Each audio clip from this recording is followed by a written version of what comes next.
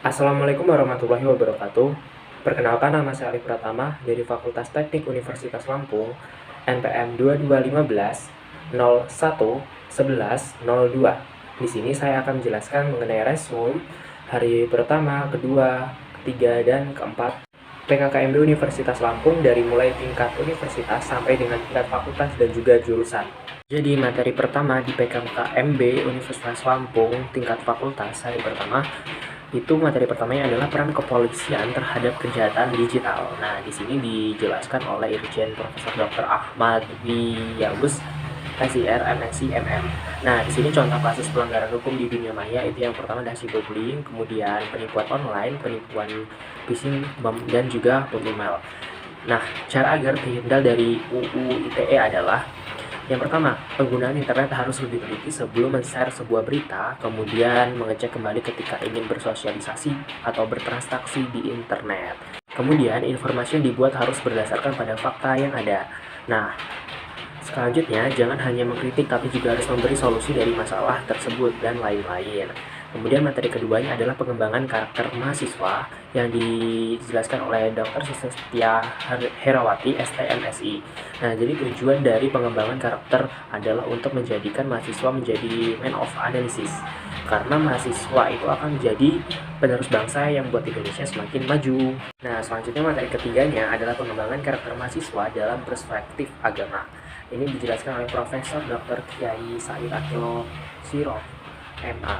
Nah, di sini kiat-kiat menjaga toleransi umat beragama itu yang pertama adalah tetap menghormati agama lain, kemudian tidak mengolok-olok agama lain, kemudian tidak membedakan agama kita dengan agama teman-teman, dan juga tidak merusak tempat ibadah orang lain. Selanjutnya, PKKMB hari kedua tingkat Universitas Lampung. Nah, jadi di sini materi pertamanya adalah Merdeka Belajar Kampus Merdeka yang dijelaskan oleh Profesor Dr. Heriandi, MSI. Nah, di sini tujuannya adalah untuk mendorong proses pembelajaran agar semakin otonom dan fleksibel, lalu menciptakan kultur belajar yang inovatif, tidak mengekang dan sesuai dengan kebutuhan mahasiswa.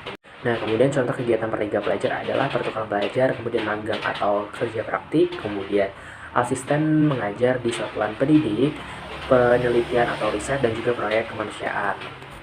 Selanjutnya materi keduanya yaitu kesadaran lingkungan hidup, manajemen risiko, dan kampus sehat oleh Profesor Dr. Asep Sukohar MKes. Nah, di sini kampus sehat dan health promoting university yaitu gerakan untuk hidup sehat pada tatanan perguruan tinggi, dan gerakan ini menjadi cikal bakal aktivitas kampus siaga COVID-19.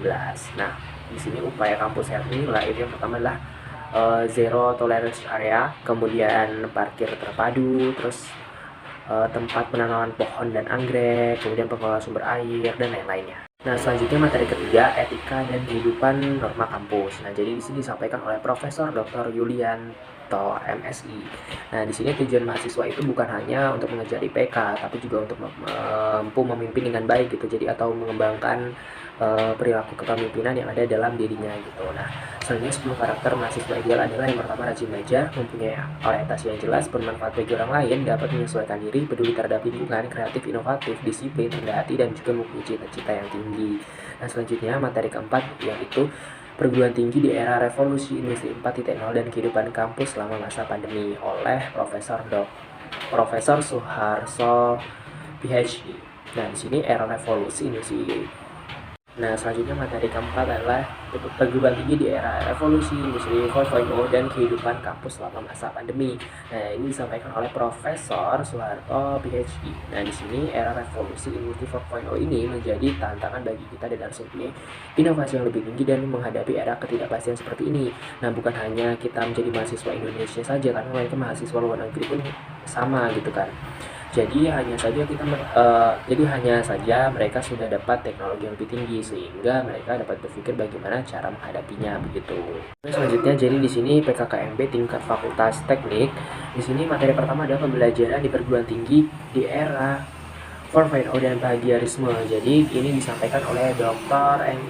Insinyur Helmi Fitriawan, STMSC atau Dekan Fakultas Teknik. Nah, kemudian kiat-kiat yang dilakukan oleh universitas pada revolusi 4.0 adalah pembaruan literasi manusia, kemudian pembaruan literasi teknologi, dan juga pembaruan literasi data. Nah, jadi Jadi di sini ada basic dasarnya dalam pendidikan, yaitu critical thinking, kemudian collaboration, communication, creativity, kemudian kultur, dan juga connectivity. Nah, selanjutnya materi ketiga adalah sistem perkuliahan dan peraturan akademik oleh Dr. Muhammad Irsyad SPMT.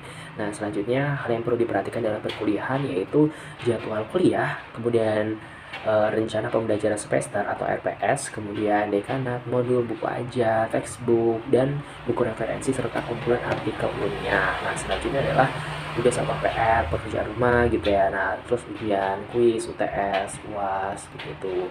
Nah, selanjutnya adalah layanan akademik. Nah, layanan akademik ini tuh ada PA atau pembimbing akademik, kemudian admin jurusan atau prodi, staf teknologi fakultas, kemudian ada beberapa website yang berhubungan dengan universitas dan juga fakultas hukum gitu, yang mana materinya atau bukan materi tapi lebih ke informasi yang kita bisa mendapatkan dari website tersebut. Selanjutnya materi ketiga adalah biaya studi dan fasilitas sapras atau sarana dan prasarana. Nah, ini disampaikan oleh Ibu Vera Agustriana Nurhidana, STMT PhD. UKT digunakan sebagai dasar penetapan biaya yang dibebankan kepada mahasiswa masyarakat pemerintah, sedangkan uang kuliah tunggal merupakan sebagian biaya kuliah tunggal yang ditanggung setiap mahasiswa berdasarkan kemampuan ekonominya masing-masing. Nah, di sini selanjutnya materi keempat adalah hak dan kewajiban mahasiswa, kompetensi dan juga beasiswa, disampaikan oleh Dr. Enjir Ageng Sanmowo Rapelianto, STMT. Nah, hak itu adalah kuasa menerima atau melakukan sesuatu yang memang semestinya diterima atau dilakukan. Kemudian kewajiban itu suatu hal yang harus dikerjakan oleh pihak yang tentu dengan rasa tanggung jawab. Oke, selanjutnya sekarang PKKMB tingkat jurusan. Ini dijelaskan tentang sarana dan juga prasarana, kemudian ketua peer group, dan juga kepala laboratorium studio atau bengkel yang ada di Fakultas Teknik. Nah, kemudian ditampilkan juga beberapa ruang kelas yang memiliki fasilitas yaitu whiteboard, kemudian AC, LED projector, dan juga meja kursi satu gitu. Selanjutnya ada laboratorium jalan raya, laboratorium ukur tanah, kemudian ada dijelaskan tentang KRS, dosen PA, kemudian juga SKS, KRS, dan lain sebagainya. Kemudian dijelaskan juga mengenai tahun akademik, kemudian sistem SKS, kemudian IP dan bobotnya gitu.